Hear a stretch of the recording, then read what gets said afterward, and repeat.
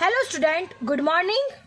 कल हमने chapter number 8 की शुरुआत की थी, जिसमें हमने डेफिनेशन ऑफ फंक्शन के बारे में हमने सीख लिया है और कल हमने उसके दो एग्जाम्पल भी देखे थे कि किसको फंक्शन कहा जाता है और किसे फंक्शन नहीं कहा जाता।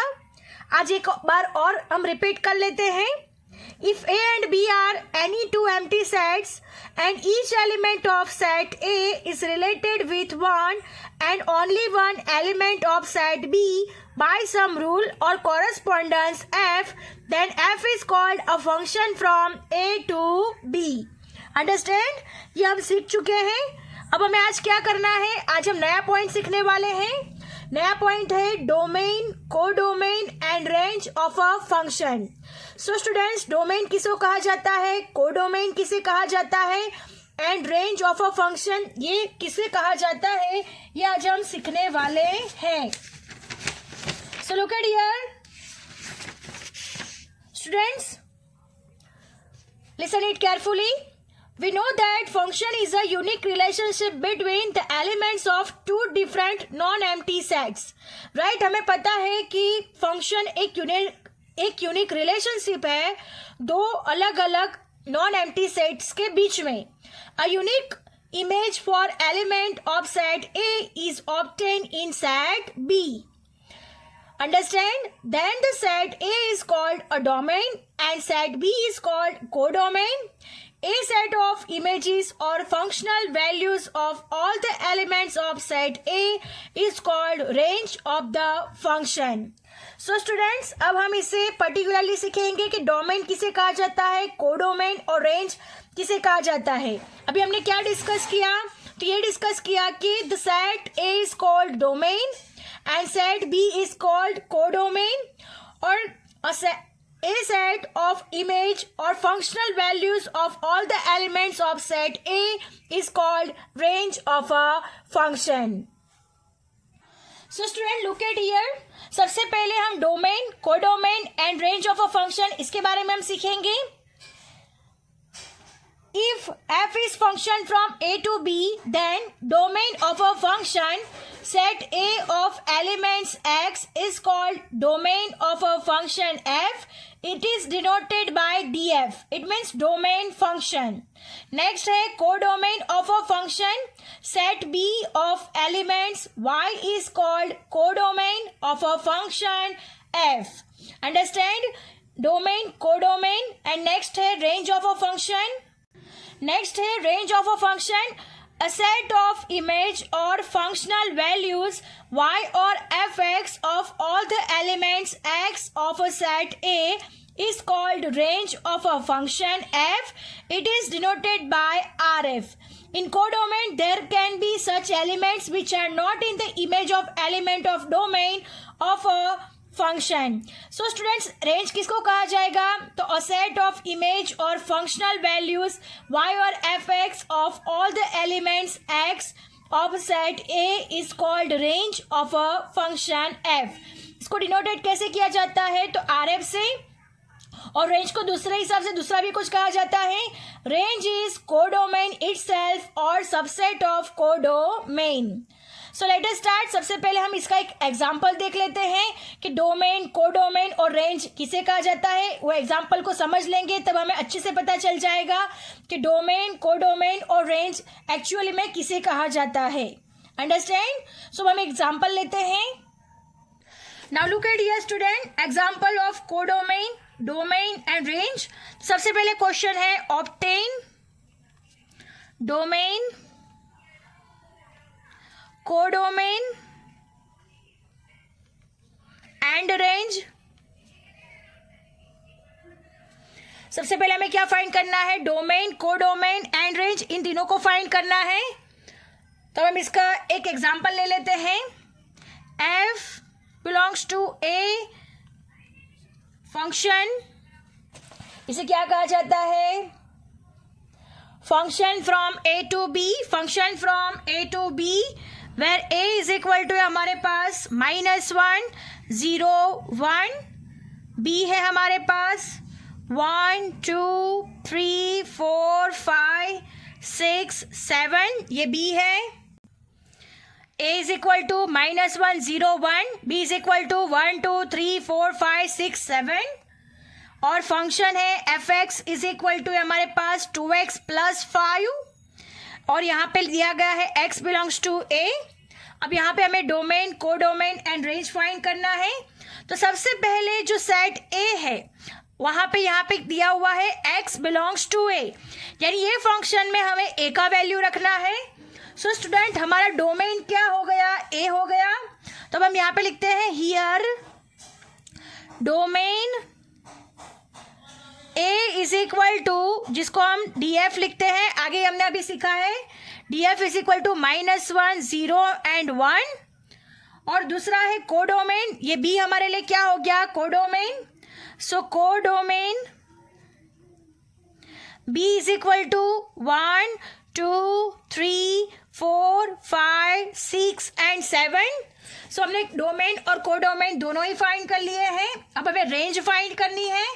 सो स्टूडेंट कैसे करेंगे, so look at here now for every x belongs to a we find fx is equal to 2x + 5। अब हमें क्या करना है, for every x belongs to a, यानी x बिलोंग्स टू यानी a के जितने भी एलिमेंट्स है उन हर एक एलिमेंट्स को हमें fx में रखना है। So let us start. सबसे पहले for x is equal to -1 रखेंगे।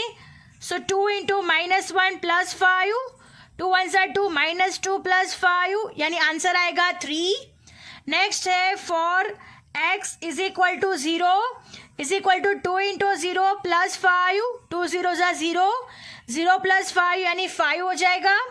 नेक्स्ट है for x is equal to 1।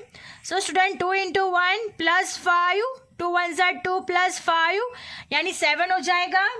So students यहाँ पर हमने हर एक डिजिट रख दिया है जिसका आंसर आ रहा है 3 5 और 7, जो कि b के एलिमेंट्स में है 3 5 और 7, राइट।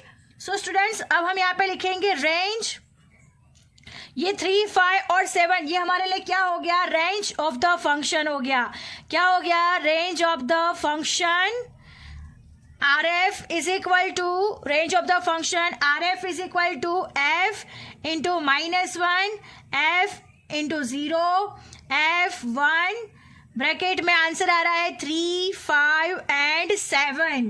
सो स्टूडेंट्स जो भी आंसर आता है उसको क्या कहा जाता है, रेंज कहा जाता है। अंडरस्टैंड, आगे ही मैंने बताया था कि range is a codomain itself. Range क्या है, कोडोमेन है इटसेल्फ और अ सबसेट ऑफ कोडोमेन, या तो फिर वो सबसेट ऑफ कोडोमेन भी हो सकता है, यानी जो भी रेंज का आंसर आएगा वो बी में इंक्लूडेड होगा। अंडरस्टैंड। तो हमारे सबसे पहले हमने क्या सीखा, डोमेन। डोमेन यानी जो x बिलोंग्स टू a, यानी जिसका वैल्यू हम फंक्शन में रखते हैं उसे क्या कहा जाएगा, डोमेन। और जो दूसरा सबसेट होगा यानी सबसेट b, यानी ये हमारे लिए क्या हो जाएगा, कोडोमेन हो जाएगा। और फिर इन दोनों का हम लोग आंसर a का वैल्यू हम इस फंक्शन में रखकर जो भी आंसर फाइंड करते हैं उसे क्या कहा जाएगा, रेंज कहा जाएगा। अंडरस्टैंड। तो ये हमारे लिए क्या हो गया, आंसर हो गया। आई होप यू अंडरस्टैंड इट्स कि किसको डोमेन कहा जाता है, किसे कोडोमेन कहा जाता है और किसको रेंज कहा जाता है। अब और एक एग्जाम्पल ले लेते हैं ताकि फिर से अच्छे से पता चल जाए। a tends to a is equal to -1 2 3 4 and gx is equal to 3x + 5 and x belongs to a। Student सबसे पहले हम ये क्वेश्चन को समझेंगे। a यानी ये हमारा हो गया डोमेन, राइट, क्योंकि x belongs to a है तो a हमारा हो गया डोमेन। अब यहाँ पे b ऐसा कोई दूसरा सबसेट दिया हुआ नहीं है, बट यहाँ पे आपको n दिया हुआ है। n मतलब ऑल द नेचुरल नंबर्स। क्या है, ऑल द नेचुरल नंबर्स। आपको पता होंगे नेचुरल नंबर्स कौन से हैं, 1 2 3 से सारे के सारे जितने भी नंबर्स है वो सारे के सारे कितने हैं, नेचुरल नंबर्स होते हैं। यानी हम जब a के जो भी डिजिट्स है वो gx में रखेंगे तो जो भी आंसर आएगा वो सारे के सारे कैसे होंगे, नेचुरल नंबर्स होंगे। सो स्टूडेंट्स अब हम यहाँ पे लिखते हैं here a is equal to ये डोमेन है, domain function -1 2 3 and 4 and next है कोडोमेन, ये हम यहाँ पे डोमेन लिख देते हैं तो हमें पता चले कि ये ए हमारा डोमेन है। अब नेक्स्ट है हमारा कोडोमेन, मैंने आगे ही बताया कोडोमेन नेचुरल नंबर्स है यानी एन दिया गया है, right. Now for every x belongs to a we find gx is equal to 3x plus 5।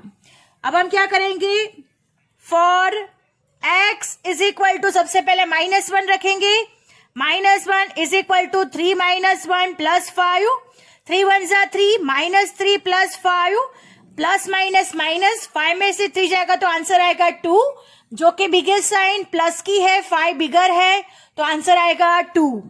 Next है for x is equal to 2, next है 2 number, 3 into 2 plus 5 is equal to 6 plus 5, 3 2 जा 6, 6 plus 5 11। Next digit रखते हैं for x is equal to 3, 3 into 3 plus 5, 3 3 जा 9, 9 plus 5 is equal to 14 हो जाएगा। And last for x is equal to 4, 4 is equal to 3 into 4 plus 5, 3 4 जा 12 plus 5 is equal to 17। So students हमारा range क्या हो गया, RF is equal to 2 11 14 17।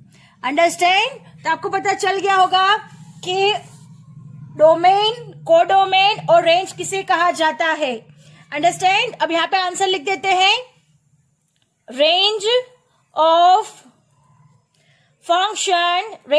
The function क्या answer आ रहा है, RF is equal to answer है 2 11 14 17 which